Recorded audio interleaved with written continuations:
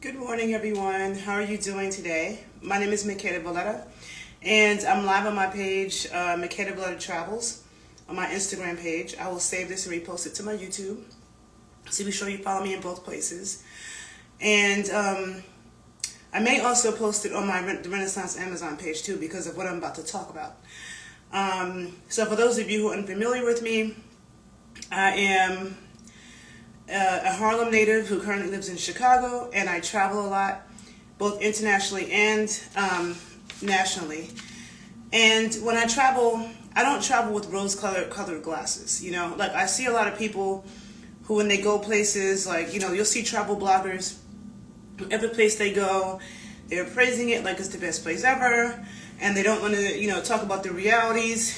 I look deeply at culture. I analyze, you know, things. I understand it's not where you're at, it's where you're from. So I take all those things into consideration. And so right now I really want to do a talk about the epidemic of black women, okay? Black American women, not just black American women, it's also, I think, black women from the UK. But there's been a good number of black American women who have been murdered in the Gambia. And just, you know, a variety of there's been a string of mysterious deaths, okay? A black American woman in the Gambia, which is a West African country. And I made a video a few days ago saying, hey, Bahia, talking about how Africa is not my home, okay? There's this idea that Africa is the motherland, which I don't ascribe to, okay? First of all, I feel like all land is sacred on the planet, okay? I really don't believe in saying that one part of the earth is more sacred than the other. But if I had to say, I would say that the Americas is the motherland, okay? And I have I can give a whole lecture on that, okay? But there's been, you know, a whole lot of black Americans moving to Africa, to Ghana and stuff, and you have this, or different African countries, and you have this whole year of the return, which I have been saying was a scam, okay? Where Ghana is saying, come back home, and first of all, that's not our home, okay? I don't feel like I look like them, and I don't feel like our foods are alike. I'm not even, you know, West African food doesn't even look appetizing to me, and I don't mean any offense, I'm just saying it doesn't. And their culture is completely different. Like, I remember when I was fresh out of college, my first boyfriend out of college was Nigerian.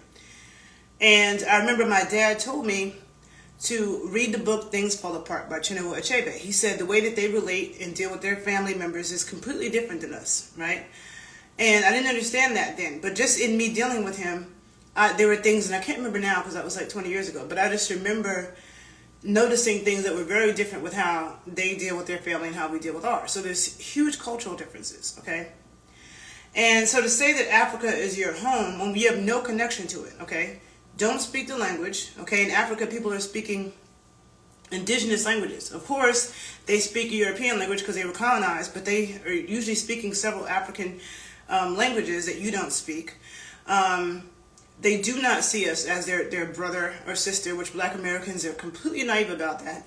And I've been aware of that because my dad, another thing about me, I was raised by Pan-Africanists, okay? And I think there's an issue with that as well. But let me just say, I was raised by black scholars, you know, who are Pan-Africanists, and my dad was heavily involved in the civil rights movement. He was a part of the organization that strategically put the Black Panthers together. It's an organization called RAM, Revolutionary Action Movement. He was actually one of the founding members. And my dad said in the 60s, he knew a lot of black Americans that moved to Africa, and every single last one of them came back because it was not what they thought, okay? He even knew a woman who moved to Africa to be a wife of, you know, a lot of African men be having a compound with a bunch of wives. And she moved there for that. And when she came back to America, she never wanted to be anybody's wife again. Okay, that's how traumatized she was.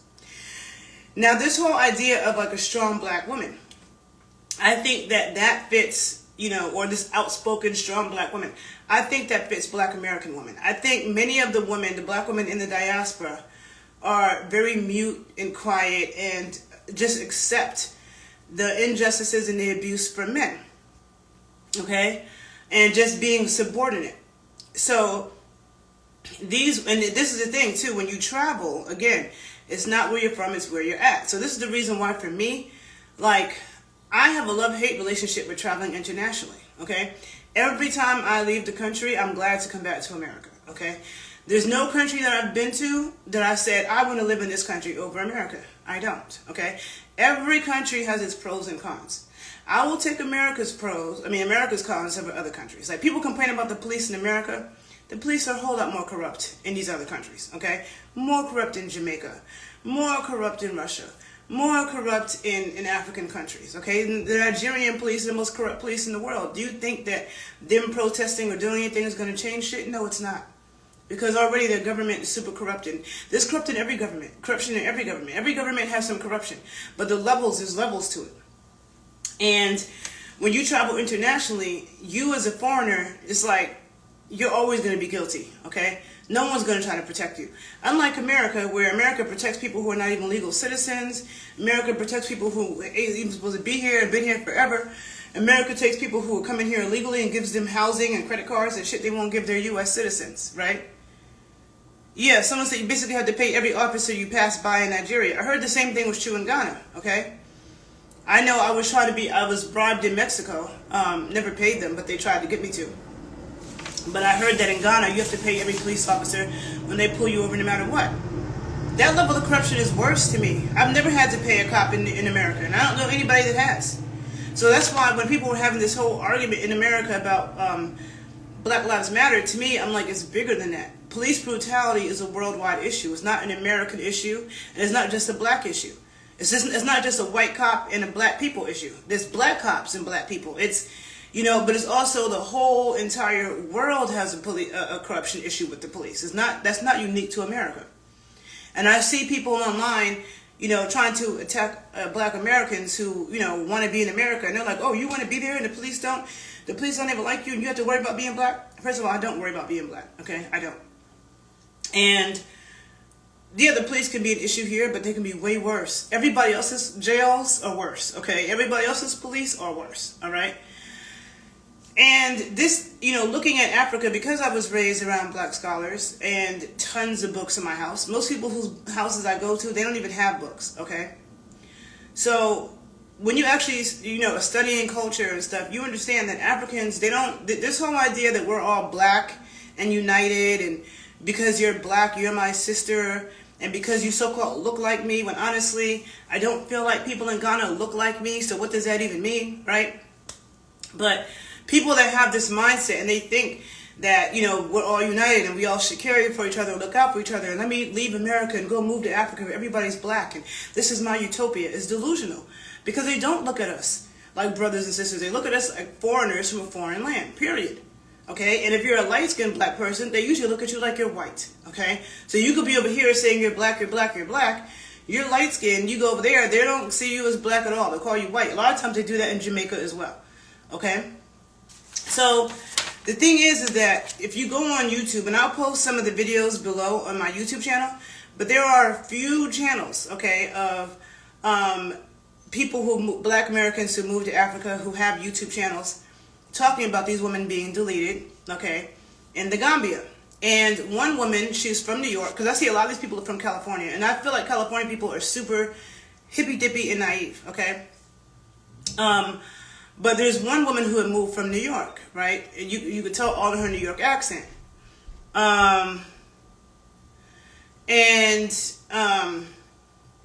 Well, let me just say race is a social construct, and I'm going to do another video about that, because what people consider black in America is not, other countries may not consider that black, okay?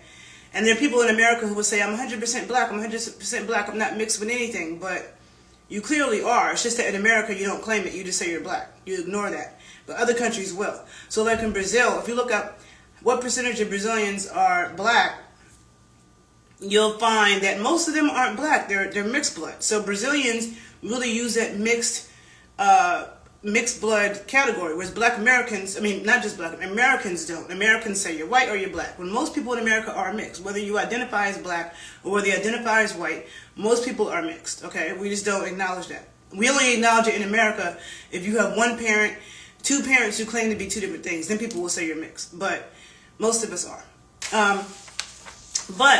Because Africans are very much by their tribes. So you from two different tribes, you mix to them. You know what I'm saying? So the whole year of the return, I felt like was a scam. I said, I don't believe that people in Ghana care about us. I think they want our American money. I think they want us to come there with our American money, okay? I have zero desire to go visit a slave castle. For what? Okay, for what? Why? What's the point? I went to Senegal. I didn't go see that. First of all, I hated Senegal. I'm sorry, right? But I don't like, as you know, when traveling, when I've been to many countries, they didn't do this in Colombia, which I appreciate them for, and I don't believe this happened in Mexico. But so many countries that I've gone to, they change the price when they realize that you're American, okay? They realize, oh, you're from America? Oh, we're going to up the rates, and we're going to change it. Everybody's trying to scam you. Everybody's trying to take your money. That's why I love countries that have Uber, okay? Because then the cab driver can't be trying to scam you. You pay with the app, and that's it. If you don't have that, they're going to try to change the price, even when you negotiate prices. I mean, I talk about it in my video when I went to Dakar. Like, when I got to the airport, I was so scared because I paid the man what I agreed to pay him. And then he tried to act like I didn't give him enough, and he was following me around. And I thought, if this man lies on me and tells the police or somebody that I didn't pay him, I would be the one in trouble because I'm a foreigner. That's how it works, okay? That's why traveling out of the country can scare me, okay? So a lot of people are making the comments that, because there's a lot of older white women who are moving to I don't know if the white women are moving to the Gambia, but there's a lot of older white women going to the Gambia to have sex with young black men, which I don't judge that, whatever. But I saw a lot of people in the comments saying, oh, they're not doing that to the white people that go there, you know, they're not treating the white people like that. I constantly saw those statements. And I believe that because one of my experiences in studying and one difference between black Americans and blacks in Africa and the Caribbean is that black Americans, we don't suck up to white people, okay? We don't. I have seen Africans and Caribbeans put white people, mediocre white people, on a pedestal who do not belong to be there, who do not deserve to be there, okay? Now, with black Americans, if you're in New Orleans playing music with some of the best musicians in New Orleans, the only way a white person will be there, if a white person is there, that's because they are just as good. They can play their asses off. Black Americans do not take mediocre white people and put them on a pedestal. Caribbeans do it and Africans do it. Okay, I've seen it constantly and it disgusts me. All right, I've seen, when I studied Congolese dance, and I think one of the teachers I studied with is on this live, but she's from Brazil and Guyana. She dances, she looks just like somebody from the Congo or West Africa. She dances just like them, okay, on the same level. But yet, I go to this Congolese dance camp in Hawaii, okay, and all I see is a bunch of white girls. And they really there was like 4 black people at this camp and a bunch of white people.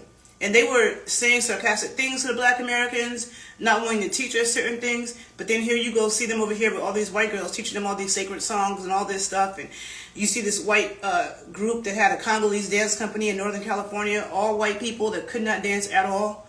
Okay, California is too hippy dippy too. Okay, they couldn't dance at all because that kind of company would never exist in New York. And this Congolese man is taking this white dude who can't even two-step on beat, taking him to the Congo as an understudy. Up these white people's ass, right? But then they were trying to, block my teacher, who's teaching Congolese dance because she's not from the Congo. And honestly, you can't even find Congolese dance in America, okay? There's like a couple of classes in New York City. Then there's a family in the Bay Area, the Malonga family. They basically have a monopoly on it, and some of them are in Michigan, like Ann Arbor, Detroit, Michigan area, and from that same Malonga family. But that's it. You're not going to find Congolese dance in Atlanta. You're not going to find it in Chicago. You're not going to find it in D.C., Baltimore, Miami, or Philly. You're not going to find it in L.A. You're not going to find it in Texas. You're going to find it in the Bay Area, and you're going to find it in New York City and a little bit in Michigan, okay? But what you do find everywhere is West African dance, which is very generic to the djembe and has nothing to do with black dance in the Americas. The Congo does, right? But they gatekeep that. They don't want us to learn anything about that, okay? But yet, black people over here be looking at Africa, worshiping them, putting them on a pedestal. Oh, that's the motherland. Oh, those are my brothers and sisters. And, oh, let me go over there so I can really be free. It's so naive. Okay, it's so naive. So there's a lot of so there's one woman who I follow, and I'm gonna post her Instagram page, her YouTube page below, because she moved to Ghana, married a Ghanaian man, and has a farm. And when I first discovered her page, I thought to myself, you don't need to move to Ghana to be a farmer. Like, America has beautiful farmland. Honestly and truly, the farmland in America is more beautiful to me. When I see when I went to Senegal, is like a desert. But when I see people in Nigeria and Ghana, and I always look at the backgrounds, I barely see any trees, okay? It's dusty. The soil does not look as fertile. It's not as lush as what it looks like if you look at a lot of places in North America. I mean, New York State is lush with some of the best soil, okay? But there's many states in America. Also, Costa Rica. Costa Rica is the luscious place I've ever been, okay? Mexico, Colombia, all those places are Brazil, okay, Cuba, all right, so those places are lush, okay, the trees in Cuba, I never saw trees like that, okay. When I look at people in West Africa, in Nigeria, and Ghana, and it doesn't look like that. So to me, I'm like, why would you leave this beautiful land in the Americas and move over there to be a farmer? Okay, that's number one. So this woman, like, she's like, you know, married this Ghanaian man. And I'm thinking, how can you trust that this Ghanaian man married you? Because he really, like, to me, I wouldn't trust that. When I went to Cuba, every man was trying to marry me. Okay? I don't trust that. Cubans can't leave the damn island. Do you think that they really want to marry you? Because no, they're trying to find a way to get up out of there. And I have a Black American friend who, from Harlem, who had gone to Ghana maybe like 5 years ago, and he told me that everybody was trying to be his friend because they feel like you can get them back to America. They're trying to get back to America. So they just be, oh, I'm your friend, and they just be trying to attach to you. So as a single woman, okay, you move over there, and this woman is light-skinned with hazel eyes, so they definitely see you as an outsider. And a lot of times they put you on a pedestal because they worship light skin. They be over there bleaching their skin and worshiping light skin and like, just like going to Jamaica. If you're light skinned, every light skinned person I know that went to Jamaica loved it. And I'm not gonna say dark skinned people don't, but they treat light skinned people differently in Jamaica. All right. And I personally did not like Jamaica when I went, and I would go again because I went a long time ago. And when I went, I was with a Jamaican who had lived there his entire life. It's funny because when I went to Jamaica, I was young. I was like in my early 20s. And it was with a man that I met in the airport. Okay, I was traveling someplace else, and it was a Jamaican man I met in the airport. He invited me to Jamaica. I actually went, and luckily, you know, nothing happened to me because I think about some of those things. I'm like, I could have gotten killed and never seen again, but you know, it was okay. I went there for like a week or something, and he showed me all around different parishes, and so I didn't go there to be in a resort. I'm not that type of traveler. Like, if you fly someplace and you just go to the resort, you didn't go to that place to me. If you go to Dominican Republic and Jamaica and all you do is go to resorts, you didn't go to that place. And you're not helping the local people at all, okay? You're not. Like, when I went to Cuba, I stayed in Airbnbs ran by Cubans. I ate at restaurants ran by Cubans, okay? And it was helping the local people. A country like the Dominican Republic and Jamaica is so poor. Okay, but you have all this tourism because that money is going to the big corporations that own these resorts and stuff like that, right? So one of the things that's happening. Okay, so let me talk about this. Okay, so there's the one from New York, and if you go on YouTube, you'll find it. I'll post some of the links below. But apparently, there's been like, I think they said like 7 Black American women killed that came up mysteriously dead in the Gambia in the past like 9 months. And some of these women had YouTube channels, and they were all in their 50s. Okay, they were all in their 50s, and some of them had YouTube channels. And one of them, the one that was from New York, she kept talking about how she felt like somebody was trying to poison her, and she was telling very detailed stories also about how she basically sees things and can see energy. And she was telling the story about how she felt like someone was trying to poison her food. And the thing about it is, when you look, and it was very detailed, and one thing was really creepy, because she said she went to one restaurant, and this this Gambian dude sat across from her and was eating the food, and he said to her, oh, this is curry. Gambians don't cook with curry. And looked her in the eyes and said that. And she said, yeah, I know, but the person that cooked this is not from Gambia, they're from Nigeria. So maybe that's, what she brought from Nigeria. And the guy said, curry is not African, it's Indian. And she said he was looking at her face saying that, and she's like, okay, and he walked away. And she said, I think she said she took the food home and she could taste the chemicals in the rice, okay, and the chemicals in the food. And that she took it back the next day and took it to the owner's face and basically said, why did you try to poison me? Which is crazy to me. I wouldn't have done that, okay? But she confronted them. And I'm looking in the comments in the YouTube videos on that video, and there's a bunch of people from Africa and from the Gambia who were saying, oh yeah, when I go back home, I don't eat from anybody. I buy my own food and I cook it. I don't even eat from certain family members because they might poison you. I don't eat from the restaurants because they might poison you. I saw people from the Gambia saying, oh, I love my people, but all they care about is money and it's just so bad. Like, they were admitting that it's bad, that people will, like, harm you, just because they're jealous.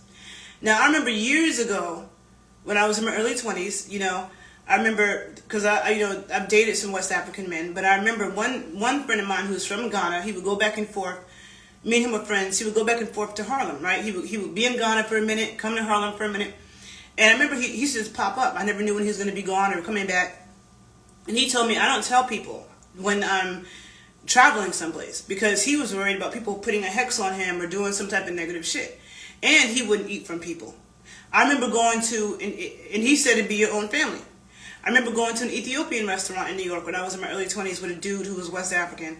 I don't remember what country he was from, but he was not wanting to eat, like, with Ethiopian food, you got the different, like, pureed stuff. And he just didn't want to eat no dark sauces. He said, I don't eat dark sauces because somebody could be trying to poison you. And he started also talking about how your own family will poison you. I've never heard anybody talk about be so paranoid of getting poisoned as I have West Africans, okay? And they be saying it be your own family, okay? One of my Nigerian friends, may he rest in peace, he passed away last December. I remember one time he said to me, it would be funky if Nigerians like scammed white people, but they be scamming their own people, their own family members, okay? So if you have West Africans who don't trust their own family, they think their own family will poison them and kill them and take what they have, why do you think that they would care about you? I feel like a lot of black people in America, they look at Africa with rose-colored glasses, okay? You're totally not understanding how different the culture is and how, and I don't mean any offense by this, but this is just real, okay, what I'm about to say, is that I think that black Americans, and even those in Latin America, okay, they express a lot of love to their kids. It's normal for us, to tell your kids you love them and hug them and show love. A lot of Africans aren't like that. Every African that I know, and I have a lot of African friends who grew up in Africa, they're all traumatized by their childhood. Now, maybe they wouldn't. Well, I have a good friend who's Cameroonian, and she's like so traumatized. She lived in Cameroon until she was 16, then she moved to D.C. She's been in America ever since. And she said being around black Americans, she realized what she was missing. Because it's like, I feel like Chinese people and a lot of Africans, I won't say all, but it's like they have kids to just be workers or something. They have kids to take care of the other kids. And they're not like, oh, I love you. And there's not like that. So my friend, she's so traumatized by it. And I have said to her, well, because I try to think about things in terms of cultural context. And I said, well, maybe you wouldn't feel like that if you stayed in Cameroon. Maybe you feel like that because you came to America and you saw how we are. But if you had never left Cameroon, you might not feel like that. And I tried to tell her that, to give her mother the benefit of the doubt, because it's a different culture. And I try to put myself in other people's shoes and try to understand where they could be coming from. But my friend is just like, no, she doesn't want to hear it. She's completely traumatized by the way her mother chose to raise her. Okay? And the lack of expression of love, you know what I'm saying? And how she was the oldest and her mother went to nursing school and left and went someplace to another state and made her take care of her little siblings. And so anyhow, this Gambian woman, she was telling, not Gambian, this black American woman from New York, she was telling the story. She had a YouTube channel, and she was telling the stories of other black American women who had been unalived in in Gambia, and again, all in their 50s. And she was telling a story about a woman who apparently had a fiance. She was engaged to a Gambian man, or was supposed to marry this Gambian man, but something didn't work out. But apparently she was around him when she died. And he said that he went to the bathroom and he came back and she was having a heart attack. Now this woman who's telling the story, who's now passed on, she communicates with spirits. And before she had heard this, she had said the woman had come to her in her sleep and shoved a plate of food in her stomach really hard and caused her to wake up. And so she got the message that this woman was poisoned. And she believed this woman was poisoned by her so-called Gambian boyfriend, okay? So this woman is now not alive, okay? And, the woman who supposedly was poisoned by her Gambian husband or whatever, she also said that this man was talking to her family back in the States. And he was asking the family, why haven't you sent for her body yet? Why haven't you sent for her body yet? So I can accompany it back to the States. So apparently, I guess if you're married, he could accompany the body back to the States. So he married this woman, killed her, and was trying to get back to the States that way with her dead body. Now that's crazy. There is no way in hell I'd move to Africa. Any third world, I don't like using the word third world, but I wouldn't trust nobody in none of them countries, okay, that wants to marry me. Like if I'm in Europe or if I'm in America and you're an American citizen, okay. But I'm not going to any West African country or going to Cuba and believing that these men that's trying to seduce you and tell you they want to marry you. I would never believe that. You have to be super naive. And I would never want to move to some place where, like, you move to Africa and you die. Now your family has to get your body back. Like, nobody in your whole bloodline is buried there, okay? We're from here. That's why I said Africa is not my home. I have no connection to it, okay?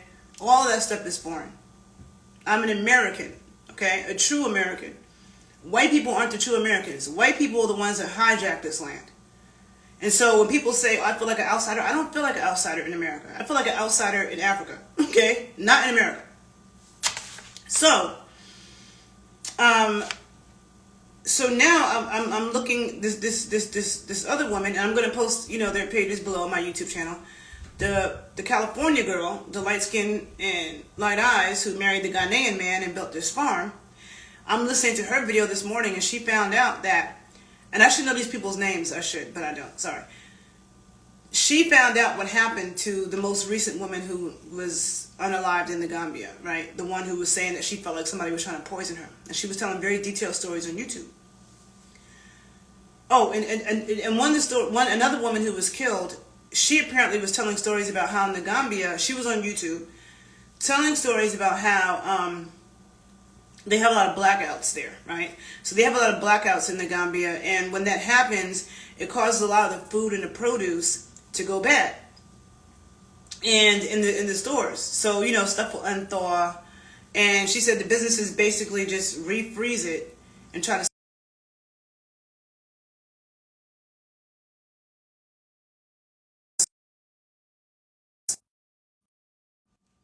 I'm sorry, somebody just called me. Okay. Yeah, she said that basically, they have these power outages, and the businesses, the food unthaws, and the businesses just refreeze it and sell it to you. So they're selling people bad food. People are getting sick from the food. So this woman was trying to speak up about it, and on this whole crusade for safe food in the Gambia, which to me is not smart at all. Like, I would not go to somebody else's country and become an activist, okay? It's not smart at all. I would never do that. And if you look at America, you see how we've had civil rights movements. Notice how you haven't seen that happen in any Spanish country, anywhere in South America. Be in Brazil and try to speak up about the injustices of being black in Brazil, they'll kill you quick. Okay? And so, one of the reasons why, and I see America as the promised land, not Africa, because first of all, black Americans, we didn't jump ship in large numbers. We stayed and we fought to make things better. Okay? We didn't run from our country like most of the people do. No matter how bad it got here, because it was bad here too. And we were surely outnumbered. But we didn't jump ship by the thousands and by the millions and go to somebody else's country. We stayed here and we fought to make it better. Now you have immigrants from all over the world Okay, and let's talk about black immigrants from all over the world who come to America and have a comfortable life because of what we did. This is why I have zero fucking tolerance for black foreigners coming to America and disrespecting black Americans, disrespecting our legacy, not understanding our history. I have because I'm like, your ass wouldn't be here if it wasn't for us. Just dead ass. Have respect. And when you go to anybody's land, you have to have respect. Now, a lot of people, you know, are being, this woman in the Gambia, she also said that, I can't remember if it was her or somebody else, but there was, she was saying there was a coalition of Gambians that were focused on taking out black American women that were moving there.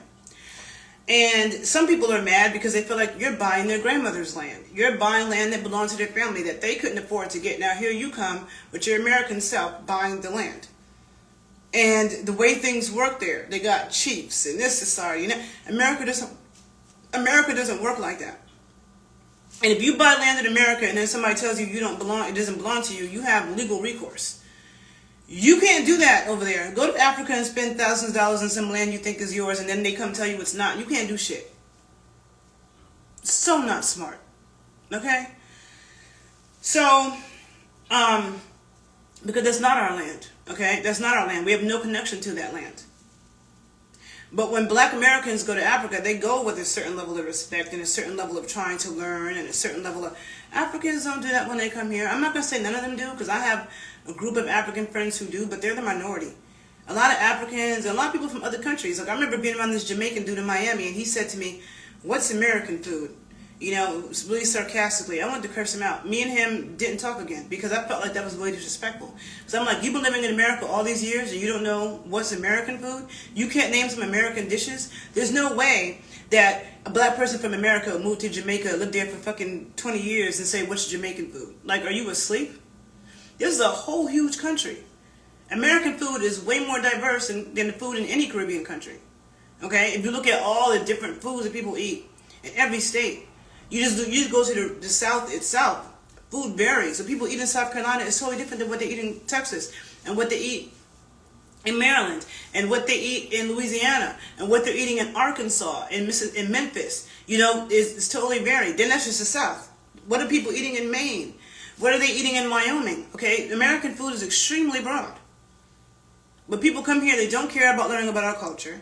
They don't care about respecting the things that we're saying we've been fighting for. Okay, at all. I feel like we go there with more respect. Americans don't move to Africa or anywhere in South America waving American flags all day and saying, let's have an American Day parade. Let's have an American Day parade. We don't do that. But every other culture comes here and does that.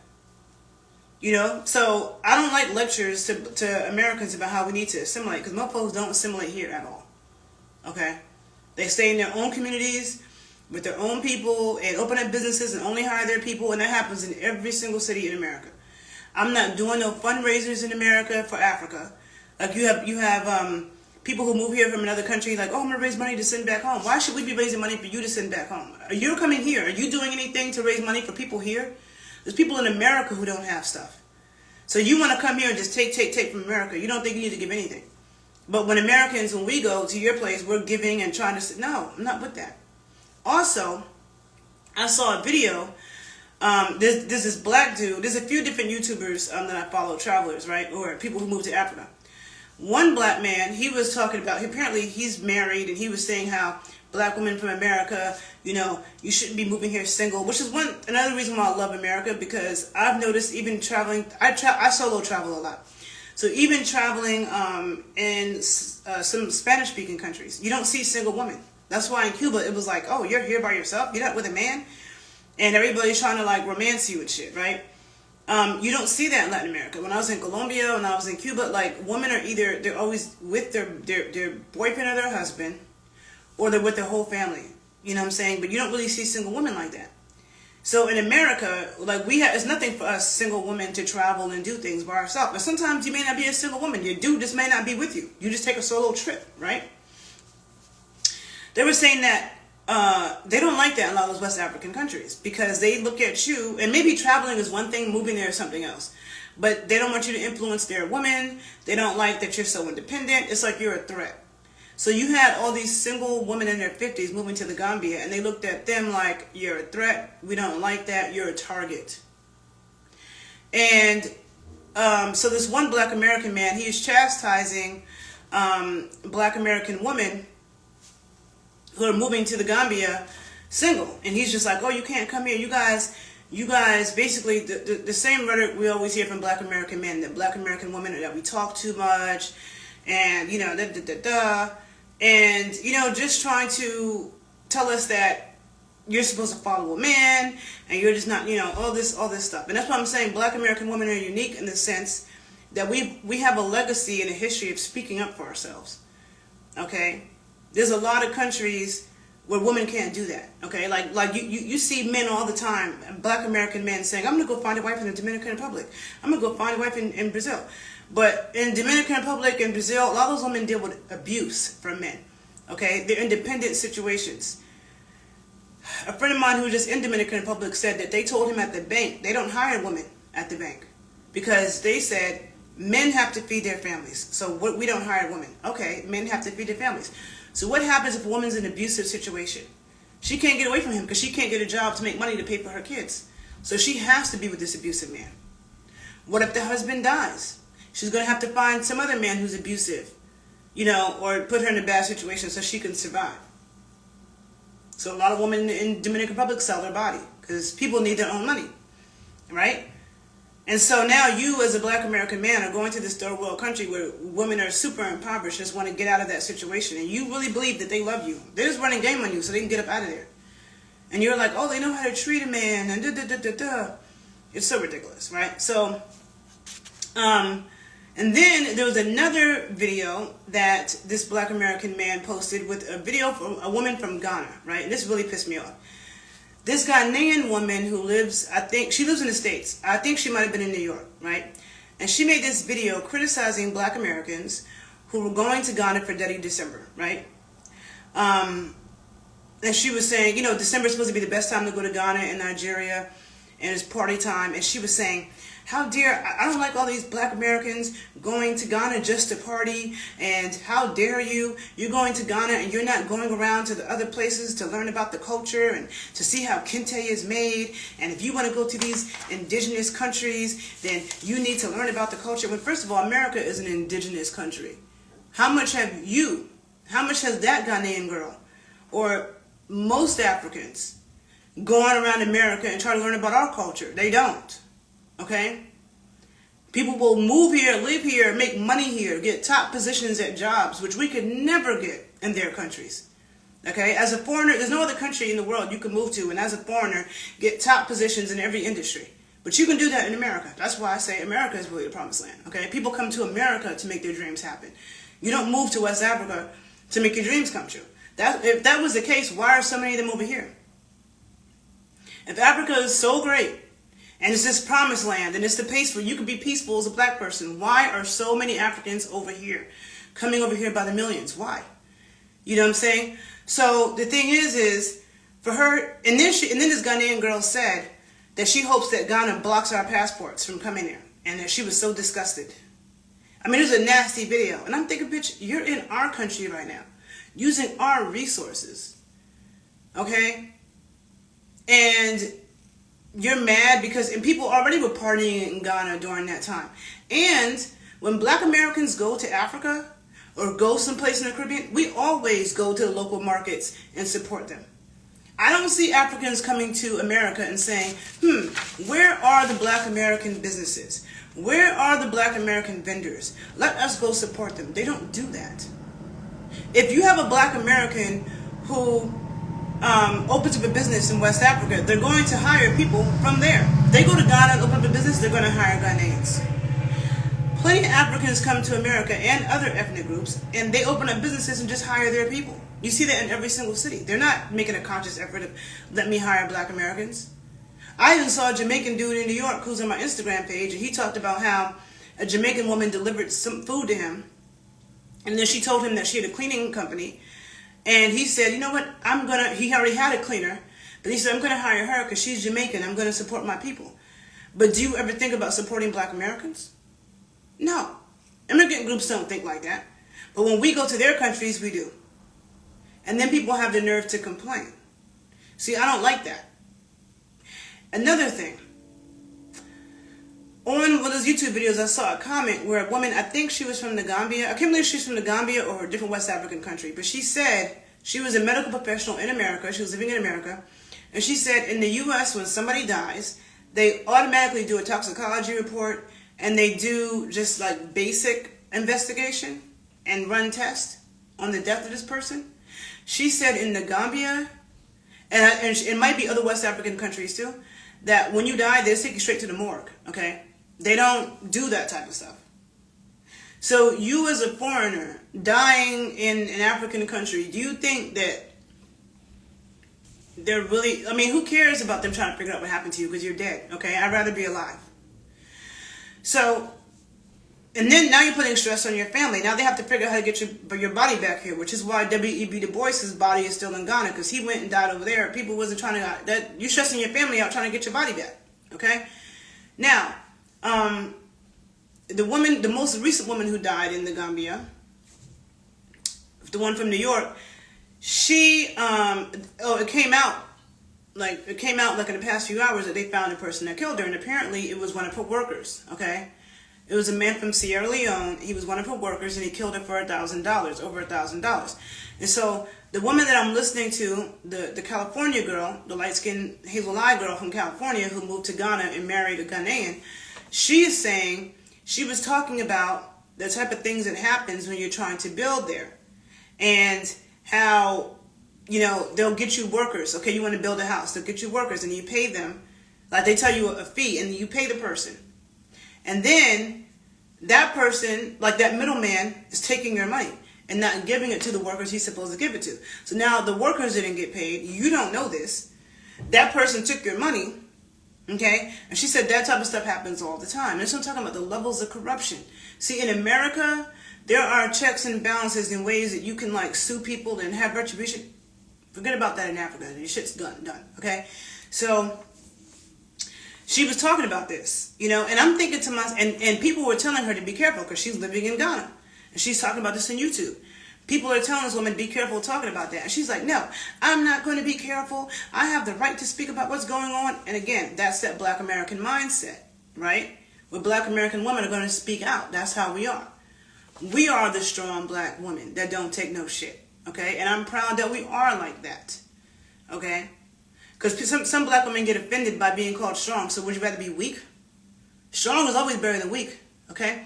So anyhow, she was just adamant about, I'm going to say what I'm going to say, and I have the right to say it. And I'm thinking, you really are naive. This chick is naive as shit.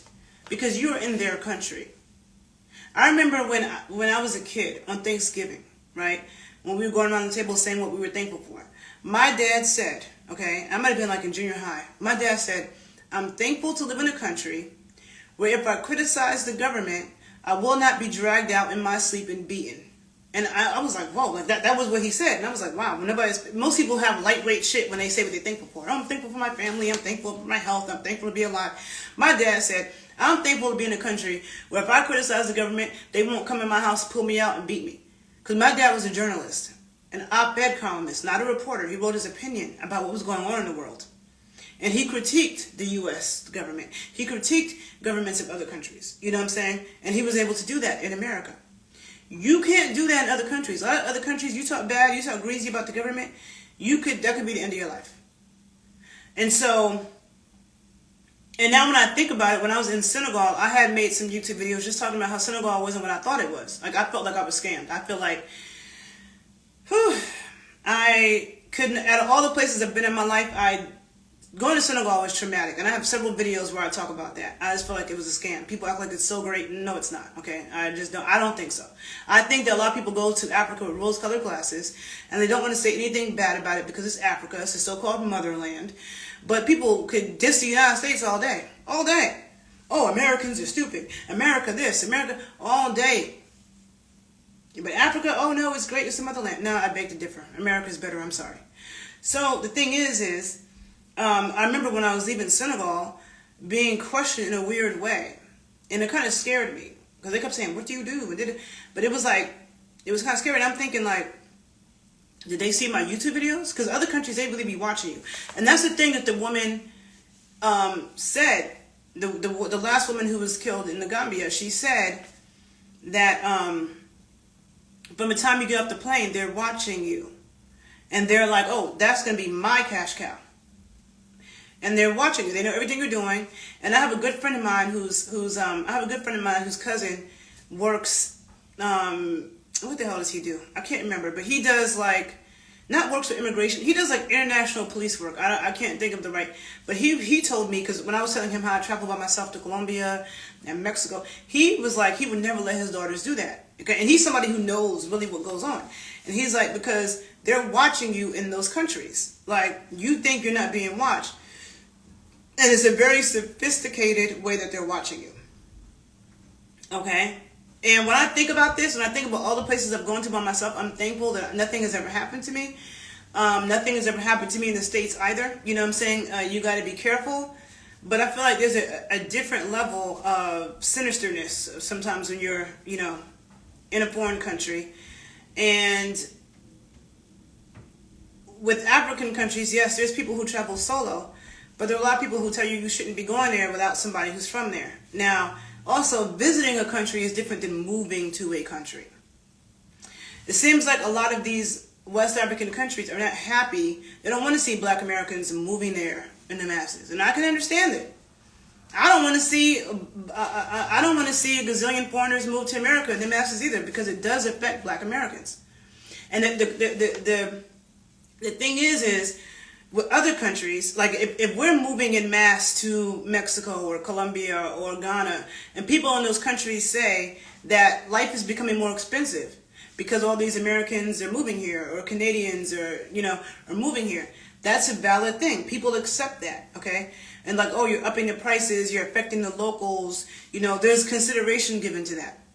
But when people move to America, you have every day hundreds of thousands of illegal people coming in this country from every goddamn where, okay? From everywhere. Just coming in the country. Being given things they don't give us. And then there's this narrative. There's this narrative that, oh, they're doing work that Americans don't want to do. Americans are lazy.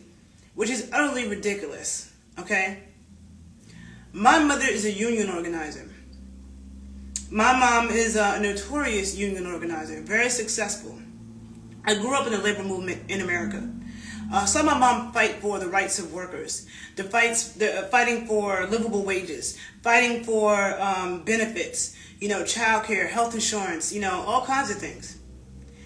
The fact of the matter is, in America, not only did we have a civil rights movement, we had a labor movement. In America, we fought to not work like a slave. We fought for livable wages and certain benefits and a 40-hour work week and child labor laws, okay? We fought to put those into place, and we said, we're not doing this work for nothing. We're not working for 5 cents an hour. We're not doing that. That's why we have a minimum wage, all these things. But then you have all these people coming from poor countries who are willing to undermine that. And they're willing to do this back-breaking work for pennies. And then call us lazy. And there's and there are certain jobs that used to be done by Black men, by Black Americans, that now when you look, all you see is foreign people doing. Okay? Like cooks in kitchens. There was a time in America where mostly all the cooks were Black. Now it's everybody but us. You know what I'm saying? And so to act as if, or even you could think about, like, there's so many examples. I know people that work in the trucking industry that said that you had, like, maybe they took loads for a certain amount of money. Now you had people coming here and willing to do it for like half the price. So now you have all these foreigners coming here doing stuff for half the price. Now the Americans who already built up their, they built up the pay wage to a certain level. Now people coming from other countries undermining that, doing it for cheaper. Now it is lower for everybody. But nobody wants to have that conversation. It's always said that if Americans say that a bunch of foreigners coming here affects us and our livelihood, that we're being dramatic, and that's not true. And, oh, we're being xenophobic. No, but other countries, look at how Europeans are treating Africans. Okay? Like, America is the most welcoming country. And there are people who come here, they become top doctors, top entertainers. You have a lot of African British actors who come here. You had Black Americans complaining that we weren't getting enough awards and acknowledgement. in the movies or whatever. We weren't getting certain roles. You know what Hollywood did? They put a bunch of African British people in our roles and said, okay, now we're gonna have all these British Africans play Black American roles. And we'll give them the money and the accolades and the awards, but not Black Americans. We're not the same. We are not the same. There's a difference between Black Americans, people who've been in this country for generations, for as far back as we can trace, okay, and people who were born in Africa, parents born in Africa. Maybe they're second generation Americans or they're second generation Europeans. There's a difference. There's a difference. We're not the same. We don't come from the same legacy and bloodlines. And the fact that in America, none of that is considered important.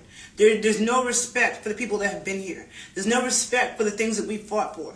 There's no respect for the standards that we fought for. People come and undermine all of that. But then you have a few Black Americans who moved to West Africa and they're ending their life because they don't want you buying their land. They don't want you talking about the things that's wrong. But yet you have people that come, you have Africans that come to America that make YouTube videos completely shitting on America, shitting on Black Americans. We can't go there and do that because they'll probably end your life, okay?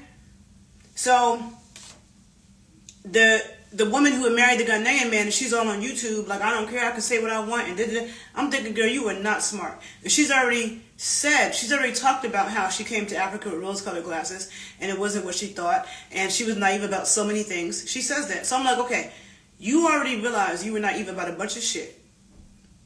And now, you're married to a Ghanaian man, which to me, I'm like, how do you know that man really loves you, honestly? Like, how do you know that? You really believe that? Okay.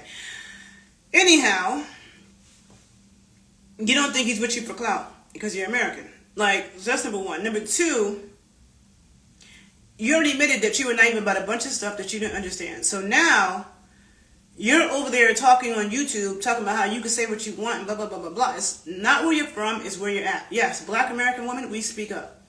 But you're in somebody else's country. And you already see that there's a few women in the Gambia who have been unalived because they were speaking the truth on YouTube. So you don't think that can happen to you? It's so like, it's like, yeah, you can speak the truth, but do it in your own country. Do it when you go back to America and you're going to stay there. If I lived in an African country, I wouldn't be making this video right now. I wouldn't. Because it's not in me to be quiet. I come from a Black American bloodline. I come from a bloodline of activists. I come from a bloodline of people who risk their lives to make things better in this country. Which is why I would never abandon America and move someplace else. I love this country, okay? Yeah, it has its problems. Every country has problems. I will take American problems over the problems of a lot of other countries, okay? And this is where my ancestors are from. This is where my ancestors are buried. So I'm not going to jump ship and run to somebody else's country and try to build it up. And when I'm not even from there, and people don't want my foreign ass doing that. So it's like, I'm going to stay in my lane. But I also feel like people who come to, who move to America and are using our resources, I know so many Africans that have come to America and got a free education, okay? They all be getting scholarships. It's like, it's almost like, and not just Africans, a lot of foreigners. Like, it's almost like American universities, like, they worship foreign people. Like, if you're foreign, they want you to come to their school. They want to give you money. But if you're American, oh, no, you could pay for it. You could go into debt. You could whatever. I would have like 2 PhDs by now if I could get a free education. I'm over here like risking everything trying to finish my master's degree. Okay? And so it's like, us as Americans, we can't move to somebody else's country and get free rides. That's not happening. And I feel like the one thing I appreciate about Cuba is that Cuba puts their people first.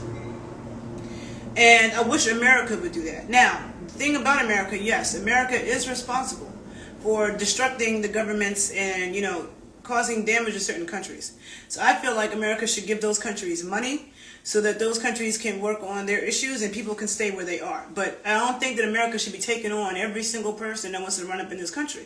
No, we don't have the space for them. Our rents have gone up too because of that.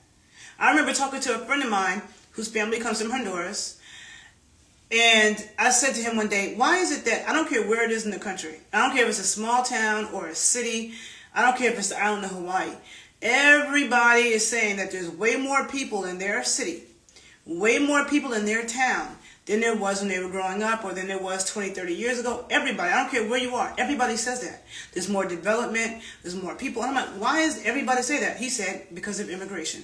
You know what? I didn't even think of that. Yeah, we're just letting millions of people in the country every year like, oh yeah, America can afford it, America can, and it's stressing us too. It's affecting our wages too. It's doing all those things. But if we speak about it, we're racist and we're xenophobic. And when I say something about it, I have white Americans attacking me, and it's like, bitch, I'm more American than you. No white person in America can check me on shit, okay? None. Because my family didn't immigrate here from anywhere, okay? My bloodline has always been here, okay? So no white person is more American than I am. And black Americans, we don't want to sing the national anthem because the national anthem is racist. Has anybody looked at the history of the national anthem and what they're even saying in that song? You know what I'm saying? And then you got white Americans trying to tell us we're wrong because we don't want to sing it. It's like, no. You came from Ireland, from Italy, from wherever the hell you came from. Our people were enslaved in this land. Our people worked for free for hundreds of years in this land. The only reason why this land is as great as it is because of us. Because of us. They won't give us reparations, but yet they give all the stuff to people who aren't even legal. It's ridiculous. So I just had to make those points that black American women, you know, be careful. But for those of you who want to move to Africa, which to me is not a good idea for so many reasons, like there's no way in hell I would ever leave beautiful America and move to any country in Africa. Visiting is one thing. Okay?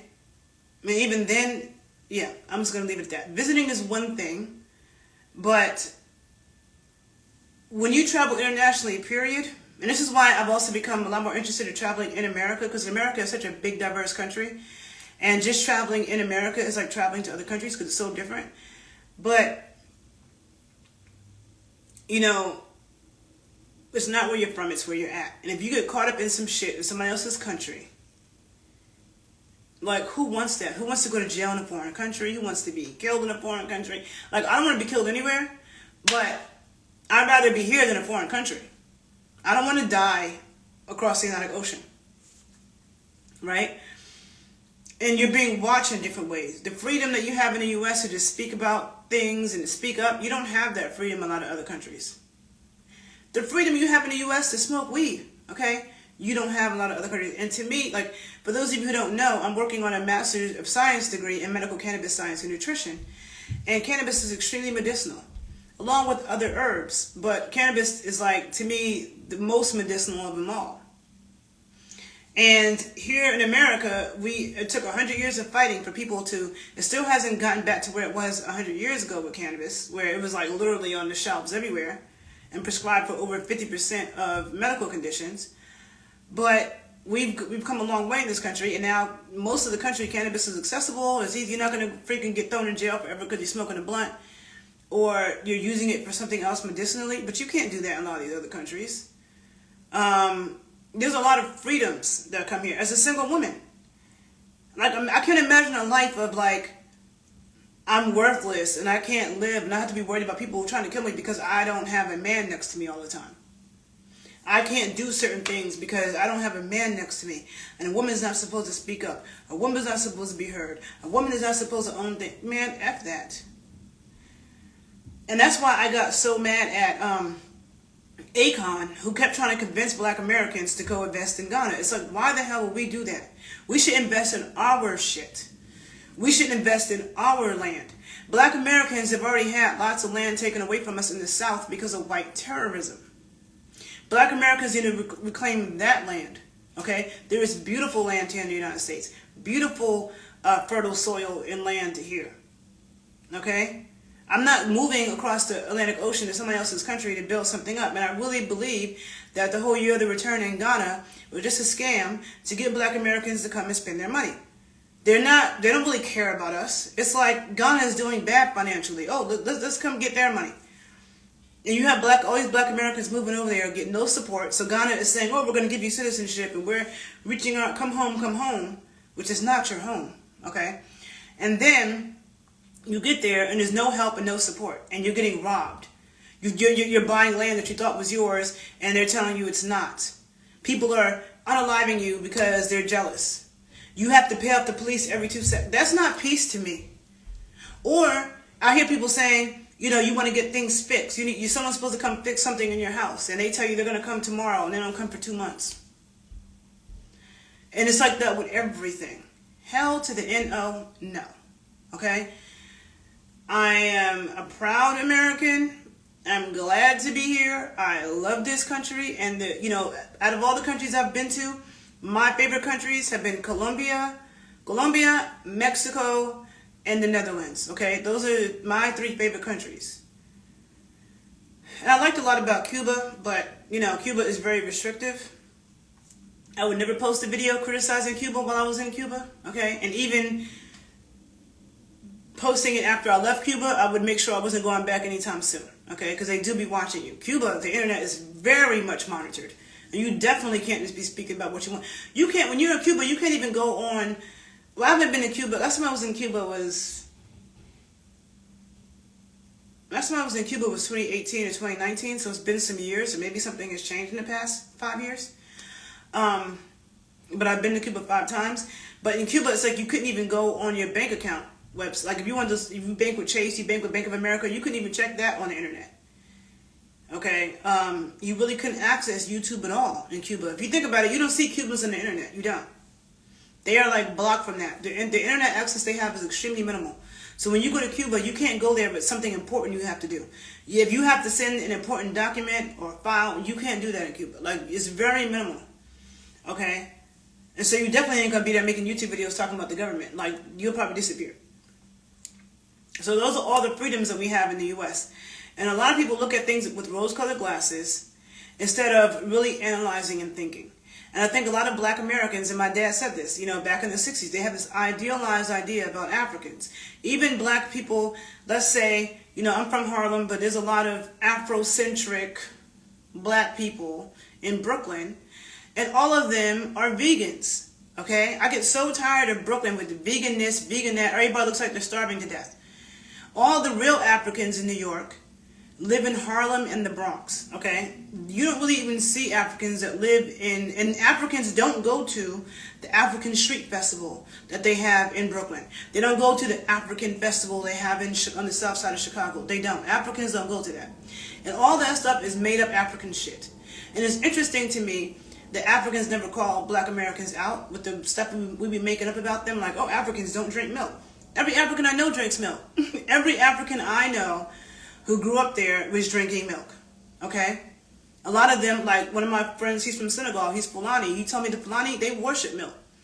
Okay? I know in Rwanda they do. I see Khalees right now in Rwanda with all the healthy looking cows, they worship milk. I'm a milk drinker. I don't want to be nowhere where there's no milk. Okay? And where I live in Chicago, there's plenty of West Africans in my neighborhood in Chicago. And I see them walking around with regular milk from the supermarket all the time.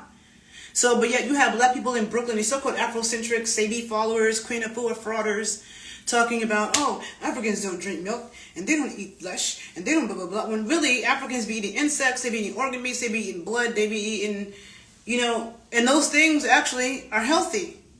And a lot of Africans, a lot of them are more, they have, like, a lot of my Nigerian friends, we all see how well-built Nigerians are, Ghanaians, a lot of Africans, because they're eating the eyes, out of the fish. They're eating those things that people over here not only think is gross, but that the Afrocentric black people are sitting around eating tofu and I don't even know what the hell.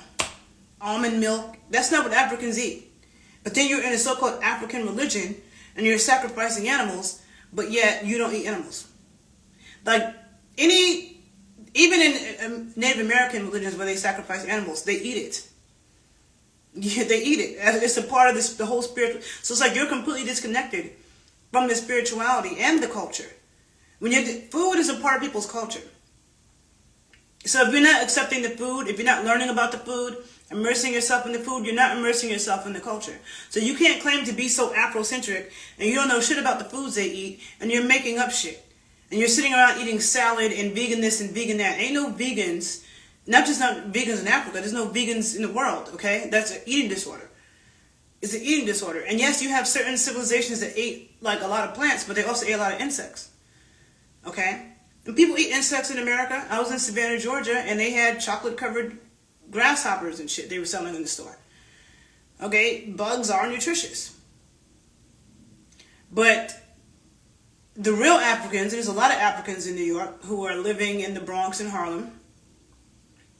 They're not going by this whole vegan Afrocentric thing that they're doing in Brooklyn. There always has a bunch of fake Africans in Brooklyn. And I think that a lot of black Americans just idolize and, oh, Africa's our homeland, which I'm not going to speak for everybody's bloodline because we don't all have the same bloodline, but most of us, that's not our homeland. That's not our ancestral land. Our ancestral land is here.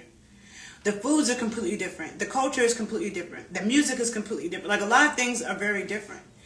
And I have respect for other people's cultures, and I want them to, and when I go to their country, I respect it. You know what I'm saying? I have to fall in line. Also, and I want them to do the same when they come here.